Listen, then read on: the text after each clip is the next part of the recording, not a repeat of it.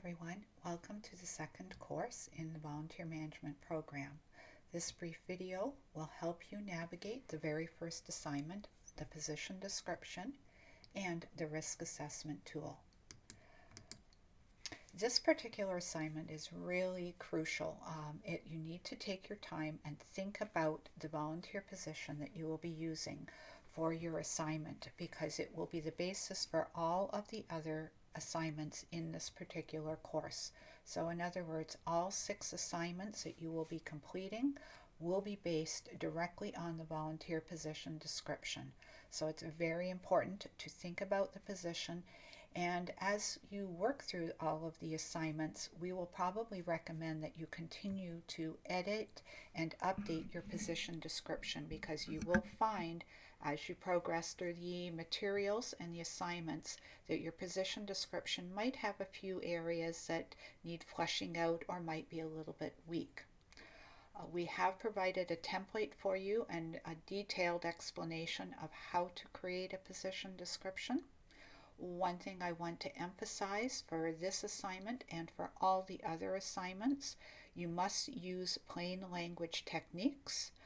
These tools and assignments will eventually be used by the public, therefore they must meet accessibility standards, and using plain language techniques is a requirement.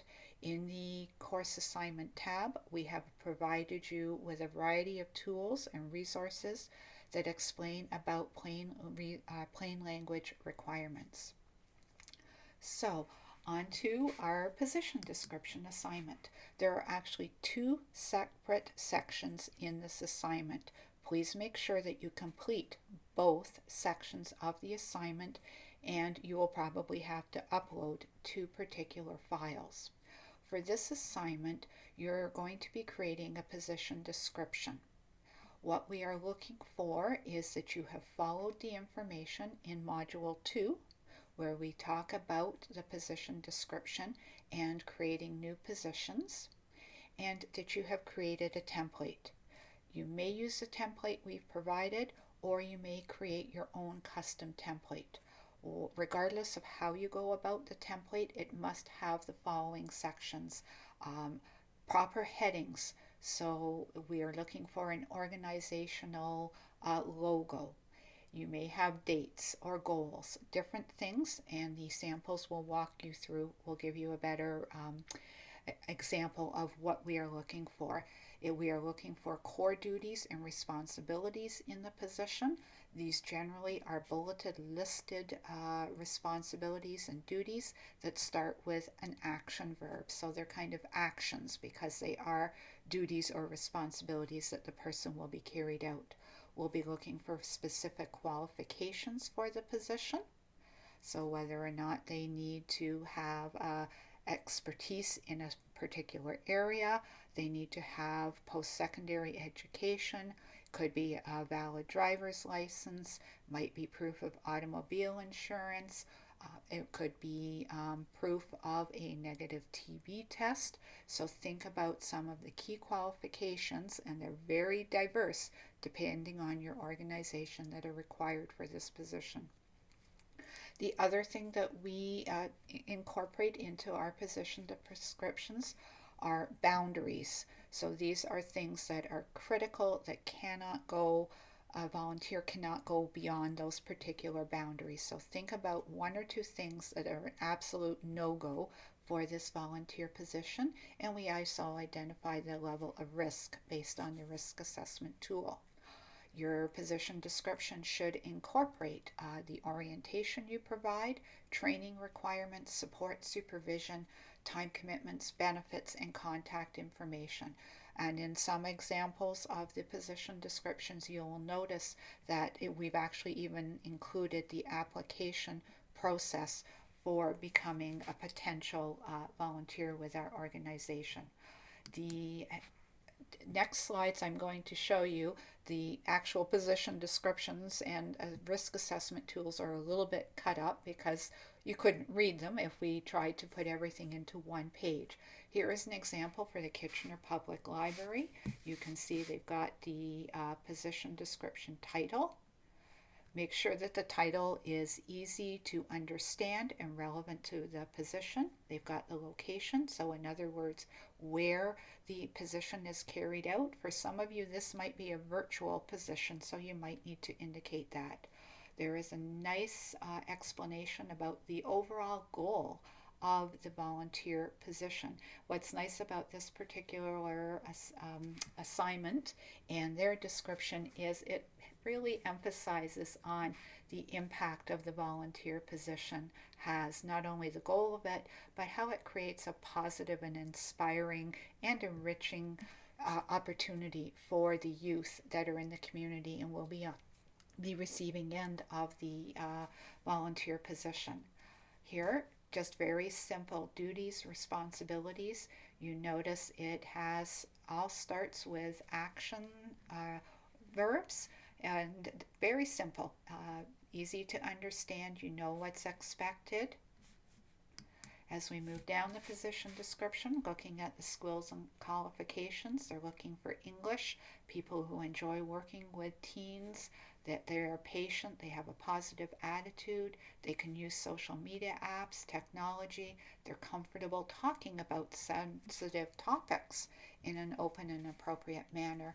They're reliable, they're able to attend their shifts, and they can also deal with difficult individuals in a suitable and calm manner. One thing I'll make a connection to is when you're working on your interview assignment, you will be pulling all of those kind of responsibilities and skills to create custom made interview questions. So the more information that you're able to capture, the easier it will be for you to actually work on some of your following assignments. You'll notice there's the time commitment, 2 hours a week for 12 weeks. What would be nice to add in here is perhaps the sessions. So if you are going to have a fall, winter, spring, summer session, it's really helpful to identify when the sessions start and end. They've also captured some boundaries about the importance of confidentiality. Volunteers can't work alone with participants. The importance of communication, and they cannot engage in any promotional sales or services for personal gain. So think about possible conflict of interest. This has followed on to the next slide of their boundaries. You'll notice that one of the boundaries, they expect the volunteer to behave in a manner that reflects the KPL, Kitchener Public Library's mission, vision, and values. They will not be giving unqualified unqualified information, and they cannot act as a therapist. So they need to direct the individuals who may need extra support to the appropriate person. That is a very strict boundary, and they have to complete a vulnerable police sector check. The environment is nice. They've captured the environment of where it is taking place indoors, that the individual might need to move between floors, but they've also captured the importance of accessibility, so stairs and elevators are available for these volunteers. The level of risk has been placed at low. Although the individual might be working with a vulnerable population or children, they are never allowed to be alone at any time with a child. There will always be direct, constant supervision and support available. The volunteer might have to help with moving chairs or tables, and they also might have to deal with difficult individuals. However, you'll notice they emphasized this is all supervised, and they talk about the type of training they provide for the volunteer. They've listed some great benefits of this position, and when I mentioned earlier about the application process, they've actually spelled out what the application process is, when this position description was created, and who the staff contact is. Now, when we look at the risk assessment tool, how did they come up with the risk assessment tool? What we're looking for is how, when they carried out the risk assessment, they captured some of this information in the position description. And I think it's pretty obvious. Um, Although were able to capture it as a low risk because they state in several places that the volunteer will always be supervised. They'll never be alone with the participant. That the staff person is always going to be available. You'll notice that one of the screening requirements was the police records check for a vulnerable sector, and they did tag that a volunteer might have access to confidential information. That could be part of the library database or even information that the volunteer hears while working with a client. What they're looking for skills and knowledge is, as mentioned in the position description, they're looking for people who have the skills and the attitude to work with youth. You mentioned about the ability to move tables, stacking chairs, and they've also flagged that they may have to work with a difficult individual.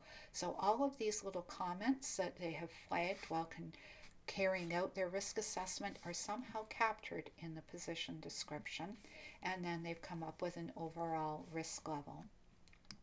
The next position description we're going to take a quick look at is with a House of Friendship, and it is in an English as a second language environment. So you'll notice the title, they've got the program name, which is nice. So they've actually broken out the organization's name, the program that the position is in, and the title of the position. They've got the location and the goal of the position.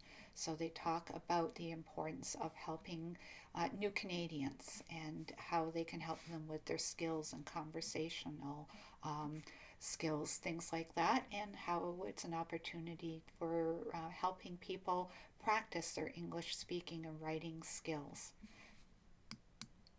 Some of the duties and responsibilities, again, you'll notice they've started with action verbs, very simple sentences, one step um, re- responsibilities and duties that it's very easy to read, understand, and you'll notice that there's no acronyms and they use plain language. They've got some boundaries in here about confidentiality, not exchanging contact information or socializing with the clients in the program. And I like this one that they have to report to the volunteer manager once a month to explain how or discuss how their experience is going. Following on those boundaries, they've got that they must report to the volunteer manager if they're uncomfortable in certain situations, and that they always must remain in public areas with the participants. Again, you can see how they built these boundaries and expectations in to lower the risk for the position and to ensure that the client, the volunteer, and the staff are in a safe environment. They've got some qualifications, advanced English skills, both written and spoken. They're looking for friendly, empathetic individuals, people who are comfortable conversing with individuals of various cultural backgrounds and with different levels of English competency, and are able to provide some corrective feedback, whether it's grammar, spelling, English writing skills. And the other requirements are, in this instance, they have to sign a confidentiality agreement and submit a police records check. Continuing down this position description, you can see they've got quite a bit of training and supervision that's provided. They have information about the time and the commitment. They're looking for 6 months. They're talking about some of the benefits that an individual will gain from this particular position. What they have tied in is their risk assessment tool, and they've explained or justified how it can be maintained at a low level of risk because they're supervised. They're rarely or should never be unsupervised with a client, that it's always two people in a session, it's in a public area. There is not much exposure to outdoor elements or emotional stress, and the access to personal information is limited to what's disclosed in the group. The work environment, you'll notice in here they've got the ability to lift 15 pounds, so that could be having to help move some of the tables or chairs. It is in an indoor environment. They're not alone with a client, and there's no real extreme physical or emotional standards for this possession. There's a staff contact, and you can see they've actually included the application process here. When we go and look at their risk assessment, we're looking for what they've captured in the position description with their risk assessment. Here again, supervision. There's always a supervisor around. They require a police vulnerable sector check, and that they really do limit access to any kind of confidential information. So it's really just some of the basic discussions that are ongoing in a public area. You can see they did put in that they might need to be able to lift 15 pounds, and this is justified here because they could be asked to help set up tables or chairs, but it is not a requirement of the position. So again, it makes this position a little bit more inclusive because it isn't a key responsibility of the position, but it's great if someone has that ability. And there is very little exposure to stress or difficult clients. It's a fully accessible environment and it's indoors. So this is how they were able to create a lower level risk. Hopefully this has given you some ideas of how we are looking for your position description to be designed, for it to flow, and more specifically how, when you are completing part 2, which is your risk assessment tool, how you have actually captured some of the risks in the risk assessment tool and built that into your position description.